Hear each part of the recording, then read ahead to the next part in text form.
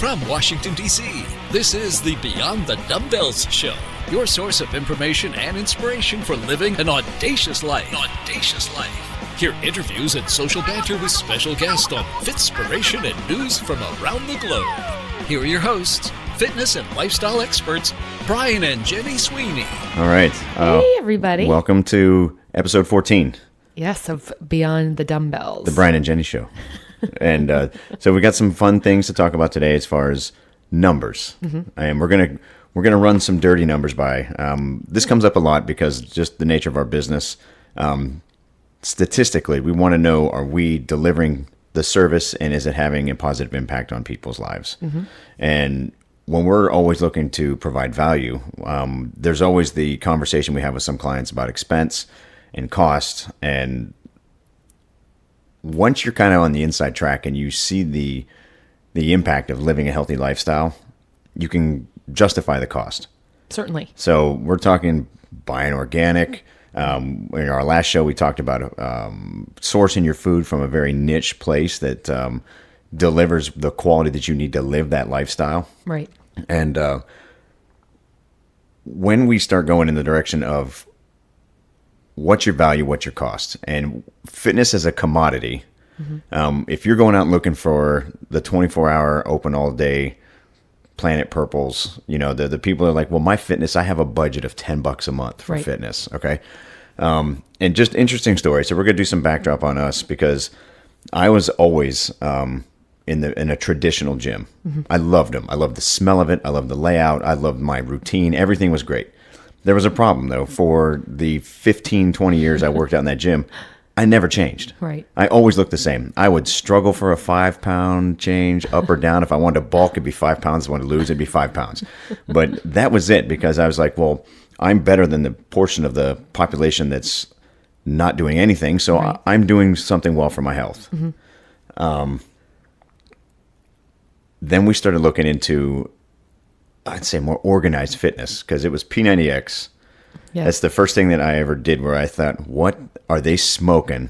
This is $200, mm-hmm. right? So I remember us talking about it. Yeah. And it was because I was in my gym and I was like, we need something drastic. And that program is part of my, I'll say, recovery, you mm-hmm. know, and this is part of when I shed, we talked about my origin story is where my health was crap mm-hmm. and I needed something that would totally destroy me. So I went outside of my bubble of understanding and kind of leveraged Tony Horton at the time as my coach. Right. I mean, that's real weak. He was a DVD, you know, but I was like, I need somebody else to push me. Mm-hmm. Something else has to get involved in my life, or if I don't do things different, I won't be different. Right. And then for us as a couple, it was that traditional gym just wasn't working for me.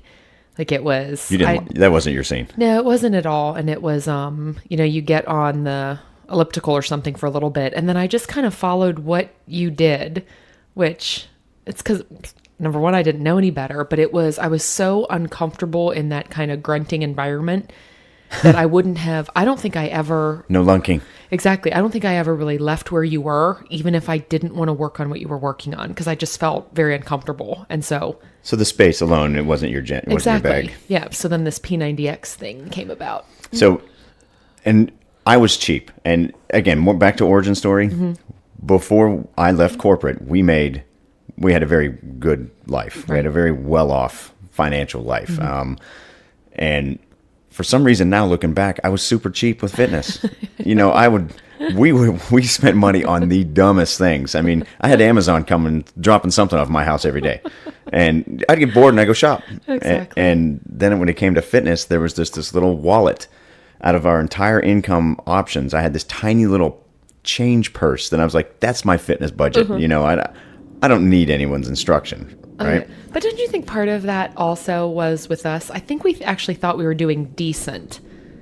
Like it was like, we don't really need to invest any more money in it because we're kind of getting by with what we're doing. I didn't know what I didn't know. Right. And not understanding, you know, you said earlier that 5-pound thing.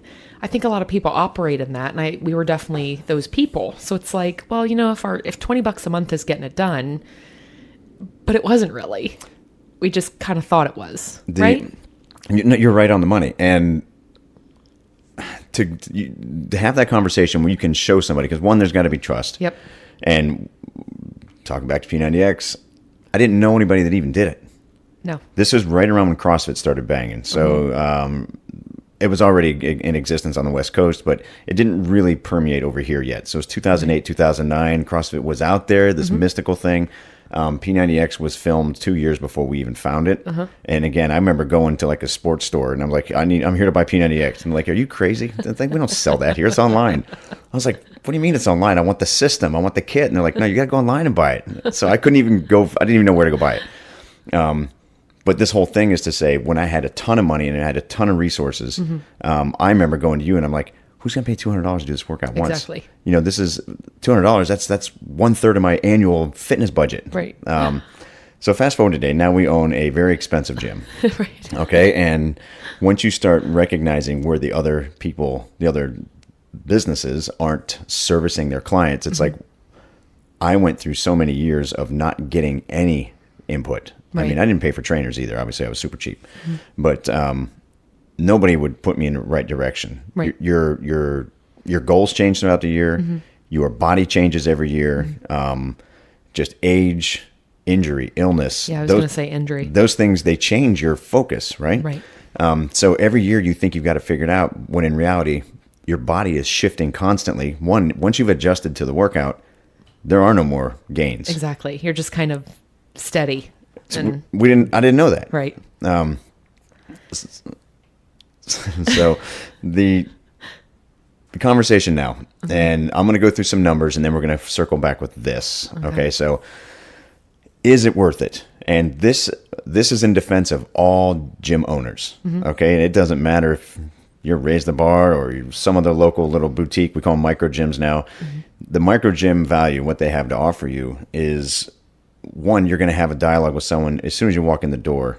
They're your coach. And Right. don't think like high school. Well, maybe a little bit. High school coach, they had your interests, but their interests were also your interests. I mean, they're like, Of course. I want you to succeed because it's going to make me look good. Oh, absolutely. Micro gyms, though, when you're dealing with a specialty fitness, think of it as an attorney. Or an investor or a doctor, right? That's a fun way to put you it. go into, when you need specific actionable information from somebody, you go to someone that's done it more than you, Right. and that's better than you at it.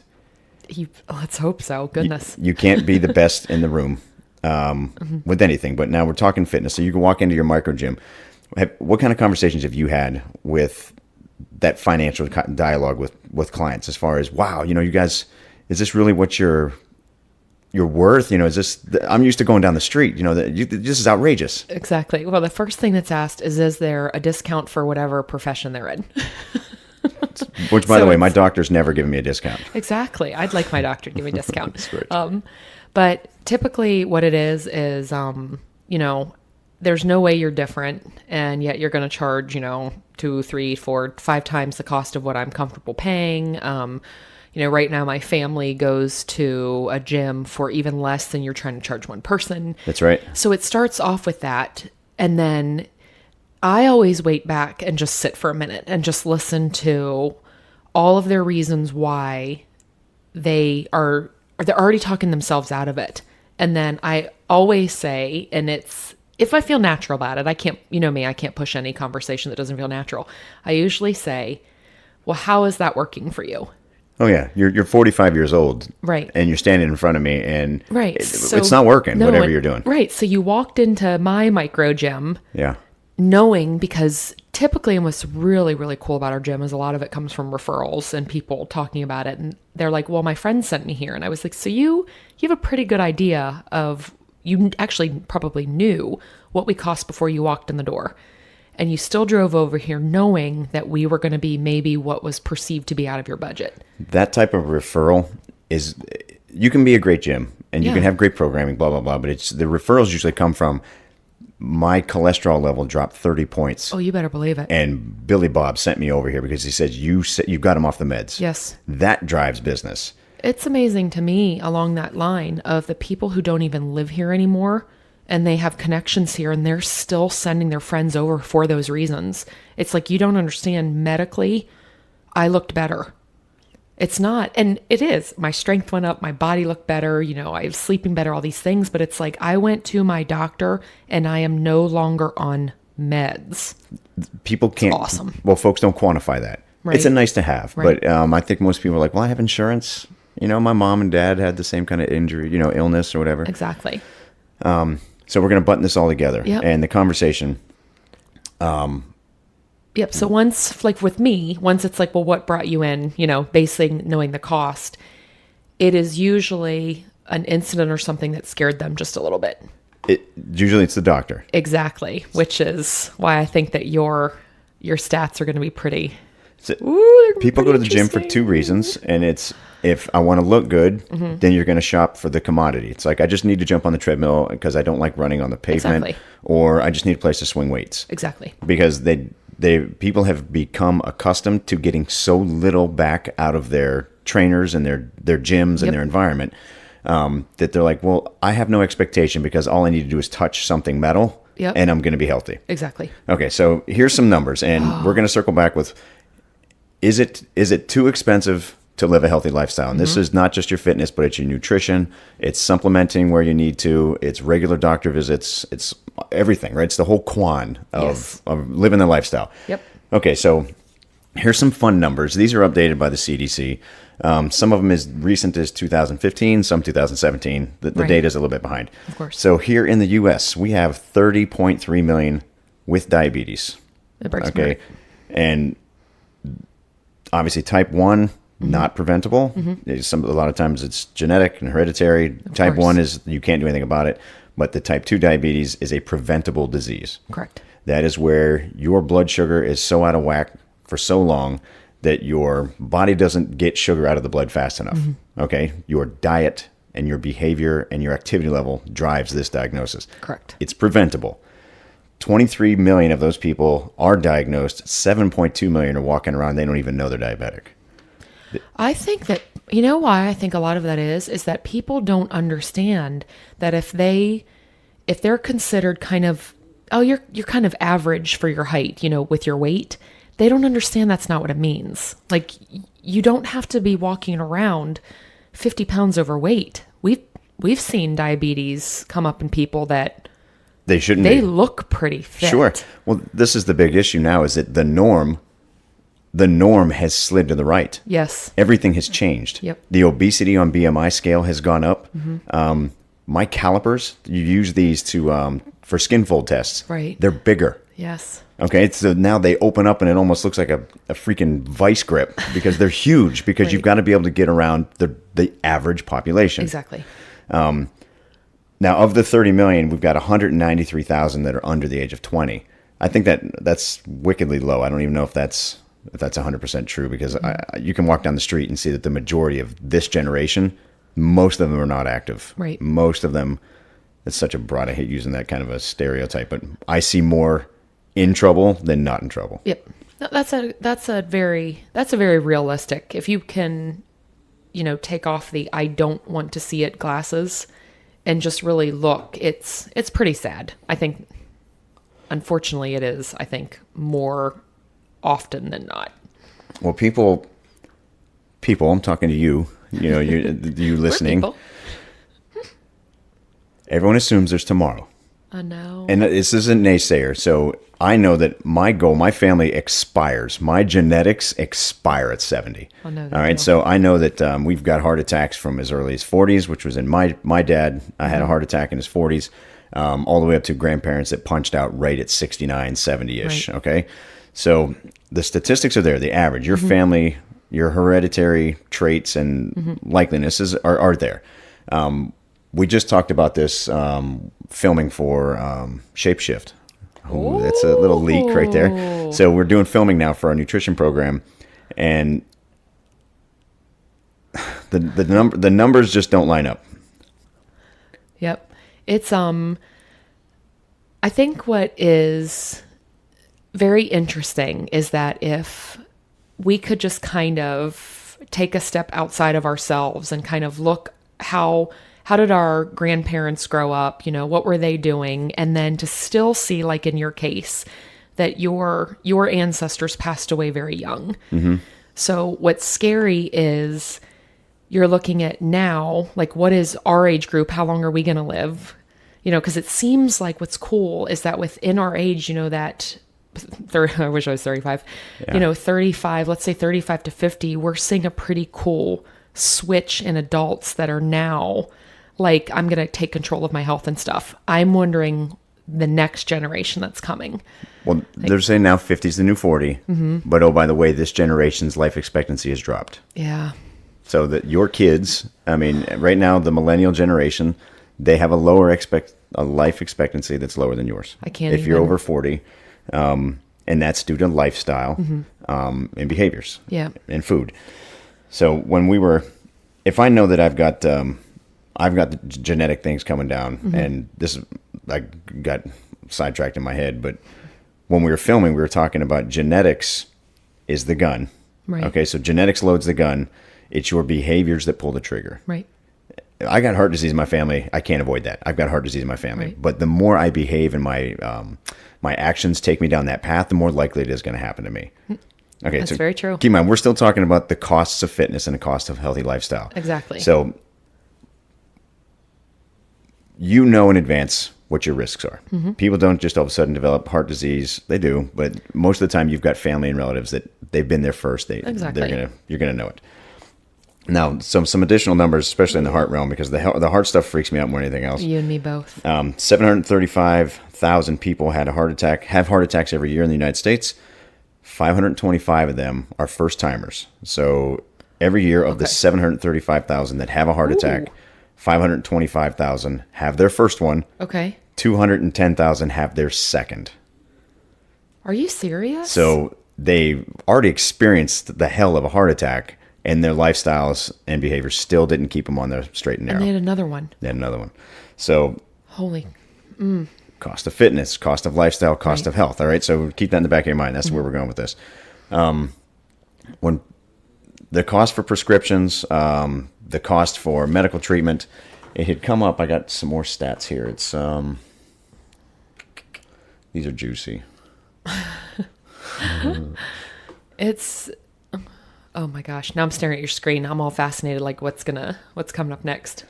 So it's the average health cost per year. And it was almost $10,700 per year per American as far as their all around general prescription, medical care and coverage. But because just look at the numbers with heart attacks, look at the numbers with diabetes, $10,000 average. We're over $3 trillion as a national limit as far as $3.5 trillion on our medical overhead every year. $10,000 per person. Okay. The average cost per diabetic, if you're diagnosed in your 40s, is $124,000. Over $200,000 if you don't get discounts on your supplies and everything you need. So, if you're diagnosed with diabetes in your 40s, for you to live out the rest of your average life, it's $124,000 as far as the cost. That's the change in the food, the medical overhead, the blood tests, everything. So, it's huge. Oh my gosh. Still tying this back to whether or not it's worth it. Right. Okay, so that's where we're going with this. Right. Eating out's another big one. Okay, so it's so fun though. Well, we love it, but there was a show. I think it was an X-File. I was watching an X-File where somebody was trying to sell a client life insurance, and he's like, "Look, we're going to have this policy for you. It covers this. There's no significance to X-Files except I watch a lot of it." But this guy was talking. He says, "Hey, this is your premium. This is this. This is this." And the guy's like, "Yeah, I think we're going to buy a boat instead." And the guy's like, I know this X-Files. He said, and the guy's like, "Well, you need to take care of your family." He's like, "But it's a really nice boat." Yeah, that's exactly what he says. And in that moment, it kind of captures the mindset of the way people are in the country, where they're like, I see value in buying something that will not extend my life. I see value in putting money towards partying, eating out, drinking, vacations. All that makes sense, but still they don't understand that as you get older and your risks go up, your costs will be so far out of your control. What good is having a nest egg when you retire if your health is so crap you burn it all on your health? And people, I think, their mindset is, I need to save a ton because when I have poor health, I'm going to need money. Right. That's everyone's freaked out about Medicare and Medicaid. And, am I going to have prescription coverage? Right. Why would you go into those years on prescription drugs? Right. When you can avoid them? I was going to say when you can avoid them. And you brought up a great point. I mean, if you're looking at a type 1 diabetic, there isn't. You should still invest in other areas, but you're right. I mean, that's unfortunately the hand that you were dealt, but we're looking at all the other preventables, and it's like, if you're going to get taken ooh. out, the last thing I'm going to do is speed the process up. Exactly. Oh, that's a good way to put it. And this is a lifestyle choice. And I already get a lot of sideways looks when we go out, and I'll skip a little bit of this, I'll cut a little bit of that out. 99% of the time, I'm compliant with everything that I need to do. And annually, when I go in for my blood tests, I don't cringe. No. When I go to my physicals, I don't cringe. And the doctor goes, whatever you're doing, you keep it up. I am below the average. Yep. And that's where we were talking. The average has slid to the right. Your blood panels are the same. That is a swath of average. Keep in mind, the low end on the left is death. Yeah. You're dead. If all these things are not there, and the bottom end of every scale is death, the high end is you're heading towards death. If everything goes so far out of whack to the right, Yes. you're heading towards illness, disease, whatever. But people go to the doctor says, well, you're average. F average. F average. I want below average. Yes. People don't look at it. My behaviors, I don't want to be average. My fitness level, to hell with average. Everything I do has got to be to the 10th power over what average is. Yep. Or I'm going to suffer the fate of my family. Yes. My grandparents and everything else. Exactly. I know. It's I don't know. This is a topic that obviously I'm stumbling all over the place today because it kind of baffles me a little bit. And it's, seeing where people will invest in their life on so much that really doesn't matter. And my biggest regret would be that I have longevity in my family like you wouldn't believe, as you very well know.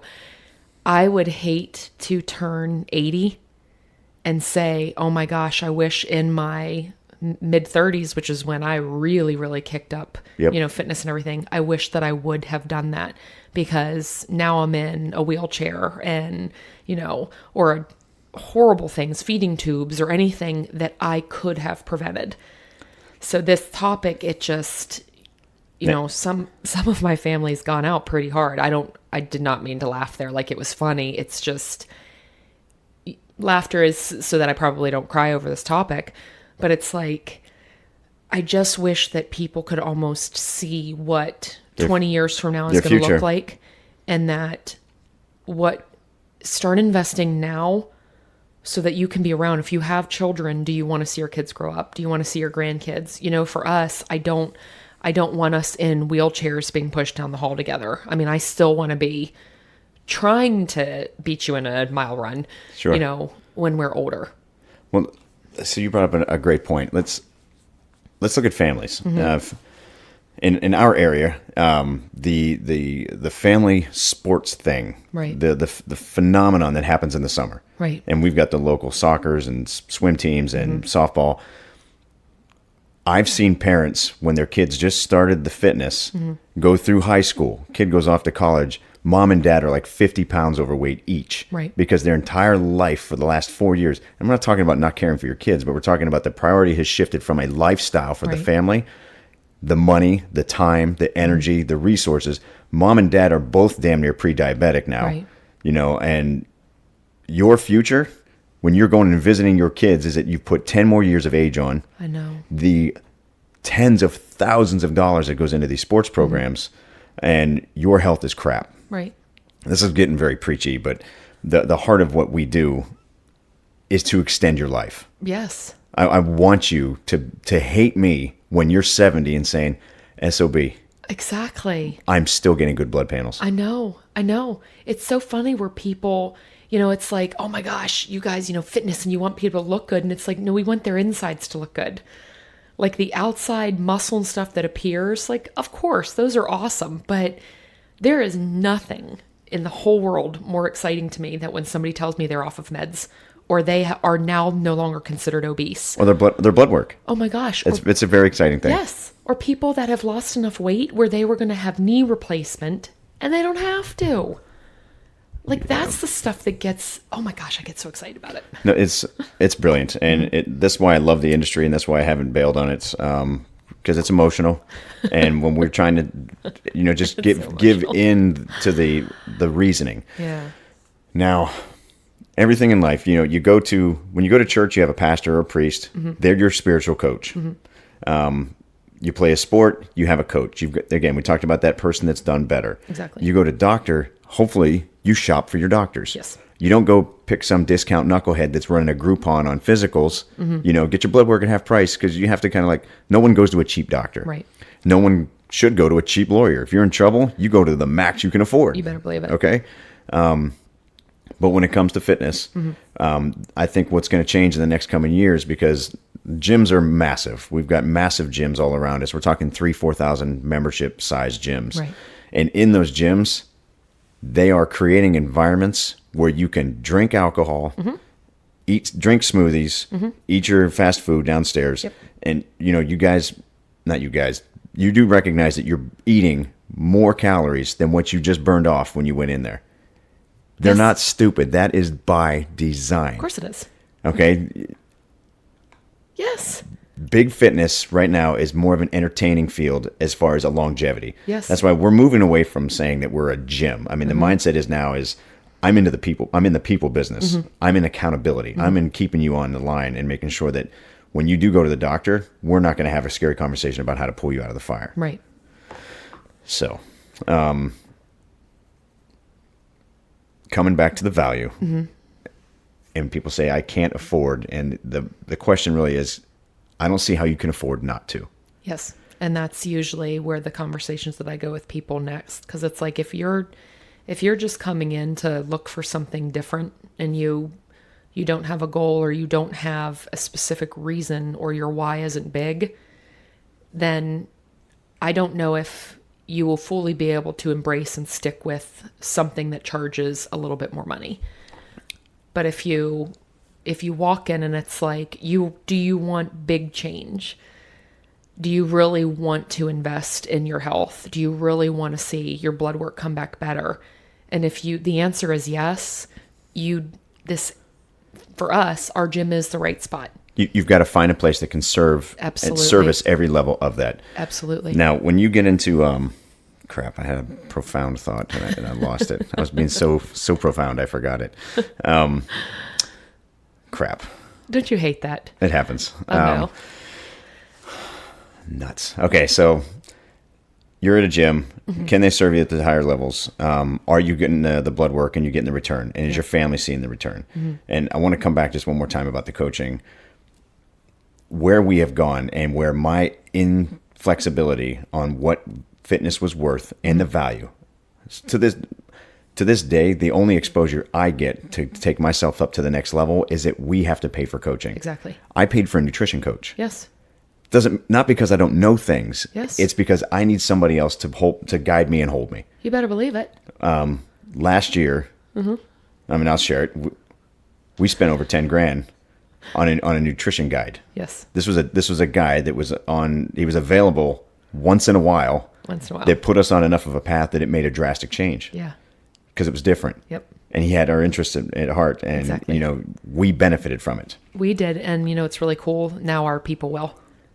They had no idea what's coming. Well, that's where you're coaching, your Yes. models. Someone's got to push you. Yes. Now, when I try to go for exercise knowledge or I'm going for supplement knowledge, I can't just do self-study. The equivalent of going to the gym down the street and do it on my own, I can't just whip up YouTube and be an expert on things. Right. I need to be around the best. Yep. Everything we do is around the best. So I pay more to be in the presence of the people. It's like, I want this responsibility off my hands. I'm coming to you because take the responsibility away from me and put me on the path. I don't just do lip service. I want to be here for my kids. Your behaviors say otherwise. Yeah. Okay? And oh, by the way, you and your kids are going to be in the wheelchair because you're not even taking care of them. It's scary. Our business coach, we did 6 years on our own fighting business. Yep. And now we spend tens of thousands of dollars a year on business coaching. Right. And guess what? We're growing. Right. We would never have grown without these people in our lives. No, and I think it's interesting to mention there that we had tried other business coaching. There's good and there's That bad. was a lot less, and the results were a lot less. But I think you can kind of fall into that funny area is when you go from nothing to something, it's better. Always, no matter what it is. Okay. When you start to do more investigating and you realize there is even better, and yes, it's going to cost more money, you realize it's absolutely worth it. I'd say 99% of the time, which is what we found. When we signed up for that first business coaching, it's relative because Absolutely. My heart sank into my chest. I was tasting bile. I was so nervous that we were doing something like this for the cost, because it's like, this is the most ridiculous thing we've ever done. Yes. Who the hell spends this kind of money on a business coach that, oh, by the way, you don't get to talk to this guy. Right. You talk to his minions. Yes. And his minions are only accessible once a month. Yes. We signed up for that. Yes. And it took us as far as they could go. Exactly. When the next guy came along, and I was like, well, what's the value? What do you have to offer me? Yep. The value was incredible. We trusted that person, and then we've seen growth. Oh, yes. But I was no longer scared. No. So much so that we signed up. We're running 2 business coaches now at Exactly. the same time, and they're both complementing each other. I know. It'd be the equivalent of having 2 high-end gym memberships where you got 2 different types of people, or you're paying high-end nutritionist and high-end gym. Exactly. So, hey, if you can find a gym where they're doing the nutrition and the fitness, ergo, Exactly. yeah. So don't be well, you got to get used to the idea of the expenditure. Yes. Then once you see the value, you never go back. Exactly. No, I absolutely agree. And I think that when you start to realize that you just don't think you're feeling better, when everything about your life has improved, and whatever it is you're spending a month on this gym you considered really expensive, you start to look at your budget and realize there are so many silly things that you can take out to invest in your current self and your future self, that you can peel back a little bit. I mean, it's like, we bring up we won't say the name of the coffee chain, but a coffee chain, like if you stop going there every day, add up those little things, because that is not contributing something awesome to your health. It's a tiny expense that's easy to overlook. Yeah. Because it's a daily ring. Exactly. What did we figure out we were spending? It was like $750 a month in coffee. When we were commuting together. So we went by Starbucks and we paid $10 a day. I mean, and we looked at the numbers and it was like, this thing has crept up and become more than a car payment on us. Exactly.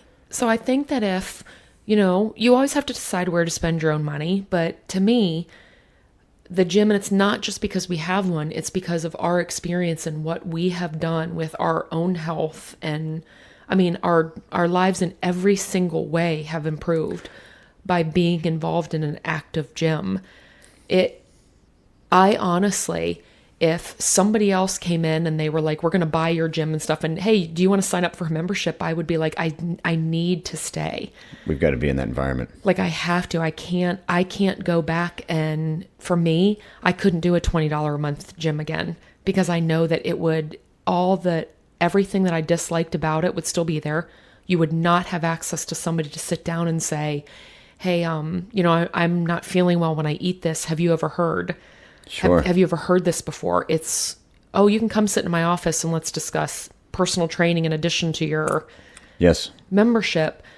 Whereas with a gym like ours, it's like, that you can actually ask a question and not be like, cha-ching, cha-ching. Your coach. Yeah. Now, a couple other fun numbers, because you were talking about, you brought up the coffee, and so average meals. So most Americans, they consume 4.2 commercially prepared meals per week. All right, so that works out to about 18 meals per month at a cost of an average of $232 per month, which means it's about $12.75 per meal. Interesting. And it creeps up. I mean, when you're looking at, we talked about that high-end food source the other day, and I can't remember what Justin said. It was somewhere between $5 and $6 a meal. Yep. You're talking about eating out. It's $12 a meal. Exactly. And it's crap. Yes. And it's prepared in crap. Now, when you're looking at your fitness, because it's or your nutritionist, or wherever you're going, you're looking at the big number and you're not doing the division by the number of days. Right. It's that coffee factor. Yes. It's like, does it creep up and is my value there? Yep. You can replace some of your overhead, and this is basic budgeting, and this is where this is beyond the scope of our show. But once we found out this stuff was a priority, we started whacking things out of our lives. Back in the day, we cut cable. Yes. We got rid of all that ancillary crappy stuff that's Yes. like, boom, gone. My lifestyle, I'm outside more. Get rid of it. Yes. We ditched the phone. We ditched the cable. We ditched, this was big when we were in satellite football season, like gone.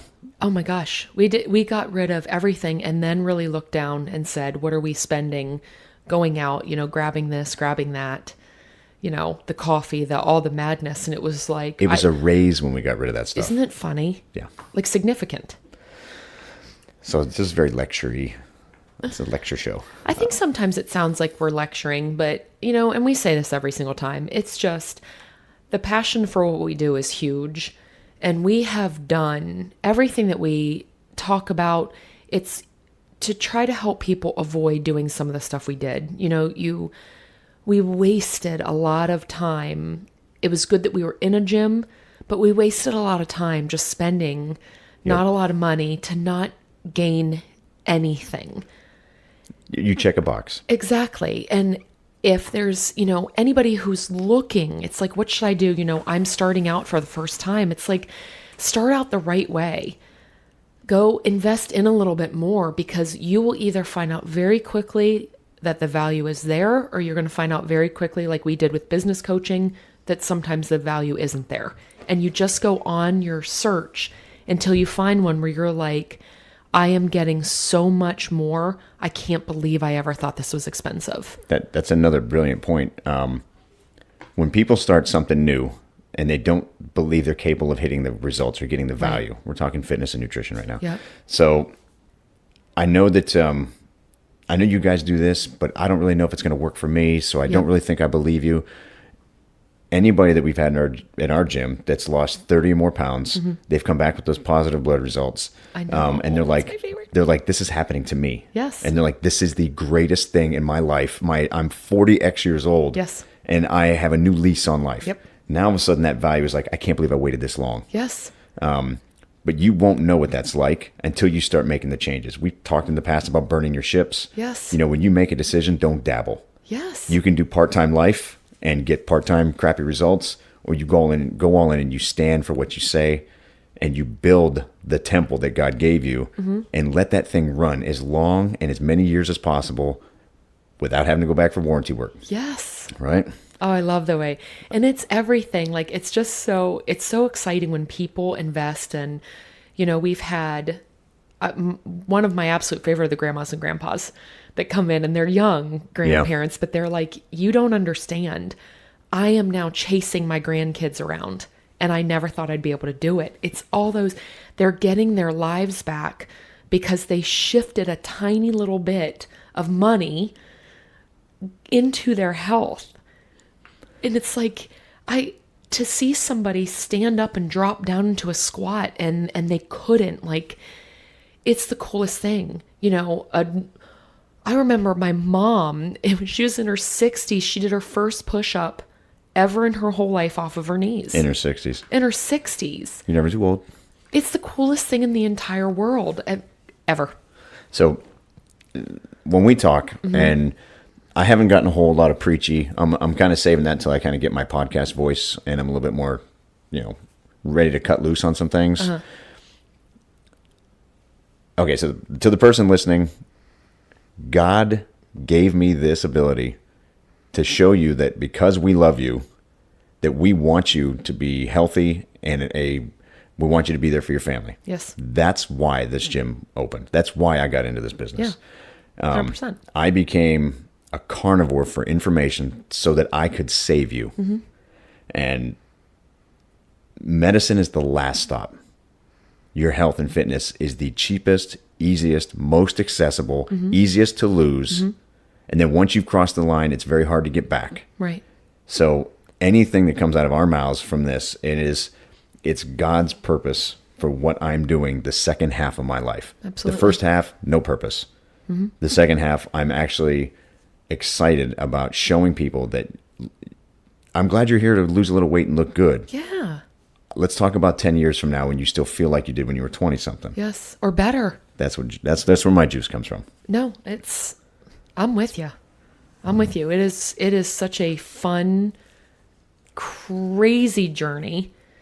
And to circle back, is it too expensive?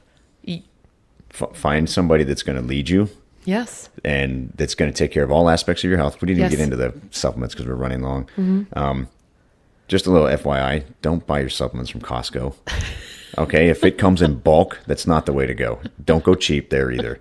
That's a little side dish. Cheap. I mean, it's areas that people cut corners. Like, well, I know you said to take magnesium, so I found this 800 tab bottle at Costco that expired 2 years ago. It was $3. Yeah, and it was $3.50, dude. This is the cheapest magnesium on the planet. So go to your local micro gym and just sit down and say, look, I want to know what my path is, not just on how much I can snatch. Exactly. Okay, I'm not just worried about my bench, bro. No. Can you make sure that I don't end up with diabetes because my mom and dad had it? Right. All right, so that's a different conversation. Yes. All right. Hey, look, I don't sleep more than 3 hours a night. Is there anything in nutrition, supplement, or food that you know of that you can refer me to that can put me on the right path?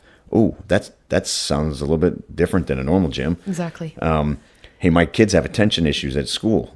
Have you ever heard of anything with nutrition playing into attention issues? As a matter of fact, yeah, read these 2 articles here. This goes right to your issue. Oh, yeah. It's women that come in and they say, my doctor said that I need to lose weight in order to be able to conceive. Guess what happens? Boom. They join a gym. They get pregos. They are active, purposely and purposeful in what they do, and then they're pregnant. The body wants to move. But when everything's lined up and you can find that micro gym and that coach that's going to give you full service and make sure that they're checking in with you. Are you hitting your biomarkers, not just your feats of strength? Right. Your sleep, your energy, your fitness. Fitness is a piece of it, but it's not all of it. And then your blood and your doctor. Exactly. And the final thing that I would say with that is find somebody that is not afraid to look at multiple sources to find the best information. Diversify where you get your knowledge. Absolutely. So it's, something that I have so much respect for you with. If you stand behind a product with, a specific supplement and you hear there's potentially a better one out there, you are immediately looking into it. You will go to a certification, you'll find out everything. And then based on all your knowledge, you still decide which one is going to better serve our peeps. Which one's going to be best for them? Exactly. I'm glad you saw that. Thank you. Yeah. Anything else to wrap up with? No, we beat the hell out of this one. Yeah. So the last thing that I would just say is, don't let money be the driving factor in your decision. Let your health be the driving factor. How you sleep, your energy, your attitude, your mindset, your fitness, your health, they all play into it, and they need to be part of the decision-making process when you invest. Exactly. So there's a lot of great gyms out there. There's a lot of people that can get you on the path. Go find something worth it. Exactly. All right. That's it for this one. So we love you guys. You rock. Yeah, we do. We need a little something from you. We need a thumbs up. We'd love a share. It is extremely exciting when you guys come up, because we have locals that listen and they're just like, your show is awesome. Oh my gosh. You can never get enough of that. So that just keeps us on track. So please share, please like, please pass us along. If there's something else that you would like to hear of value, we want to hear it, and we can go down that path for you. And thank you so much for taking time out of your day to spend it with us. Awesome. And this is long-winded as heck. It's 40 something minutes. Oh, goodness. Yeah. Don't worry. We'll get back to our shorter ones. That was Fitz if you heard him. Okay. Take care, guys. Love you all. All right, y'all. All right. Take care. Bye. Thanks for listening to the Beyond the Dumbbells show. We know you have thousands of options for content and entertainment. We appreciate you spending time with us.